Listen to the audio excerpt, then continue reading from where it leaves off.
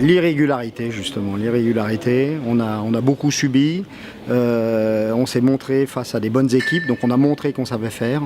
Et puis la chance ne nous a pas toujours souri, et puis aujourd'hui le constat est là.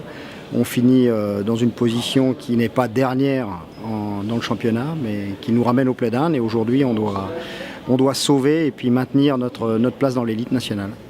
Encore une fois, ça reste du domaine du sportif. Qu'est-ce qui a manqué? Certainement beaucoup de choses. La sérénité, ça c'est une évidence. On en a manqué à tous les niveaux. Tardivement, on a pris des décisions pour pouvoir arriver à mettre dans les meilleures conditions possibles les équipes pour finir au mieux le championnat. Il y a eu des décisions de prise qui ont été assumées, qui dans l'ensemble correspondent aux attentes, tout du moins dans les objectifs, avec notamment ce changement de coach vraiment au dernier moment dû à des circonstances où l'on était mis devant le fait accompli. Et je voudrais d'ailleurs souligner le très grand courage de Christophe Wiel qui a décidé de reprendre ce flambeau pour sauver ce qu'il y avait à sauver et continuer de nous maintenir dans le premier objectif qu'est de nous maintenir dans l'élite nationale. On a pris une décision, pas de gaieté de cœur, mais il fallait prendre une décision. Elle est ce qu'elle est, on l'assume. Certains dirigeants morzinois n'ont pas adhéré à cette prise de décision. Leur choix leur appartient.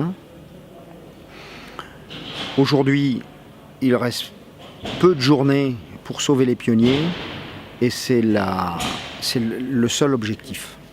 Je précise encore une fois que cette décision a été difficile à prendre, qu'elle ne remet en aucun cas en cause le travail qu'avait fait Stéphane depuis les nombreuses années, que ce soit aussi bien à Morzine qu'à Chamonix. La gestion du club, elle est à l'image des résultats sportifs. Tout est compliqué, on communique beaucoup. Peut-être parfois trop d'ailleurs, puisqu'on n'est pas toujours du même avis. Encore une fois, il y avait deux modes de fonctionnement différents. Il faut qu'on rassemble. L'objectif des pionniers, il est là. On doit le maintenir. C'est le souhait des communes, c'est le souhait des dirigeants, c'est le souhait des supporters. On doit fédérer autour de cette équipe et on fera tout pour réussir ce pari-là. On est des pionniers, on joue dans l'élite. Dans l'élite, on est là pour gagner, on n'est pas là pour perdre. On ne vise pas les places de dernier, donc on se fixe des objectifs parfois très hauts, au mieux ça que le contraire. Et puis ça, c'est l'avenir nous le dira. Encore une fois, si on arrive à rassembler, je parle des supporters, je parle des partenaires, ça demande beaucoup d'énergie, beaucoup de moyens, des moyens financiers encore, donc on a besoin de l'aide de tout le monde. Il est évident que l'année prochaine, on va pouvoir travailler bien en amont et bien plus tôt qu'on l'a fait cette année, où on était dans la précipitation et on l'a payé cher au cours de la saison. Cette année, les pionniers seront pionniers au premier jour.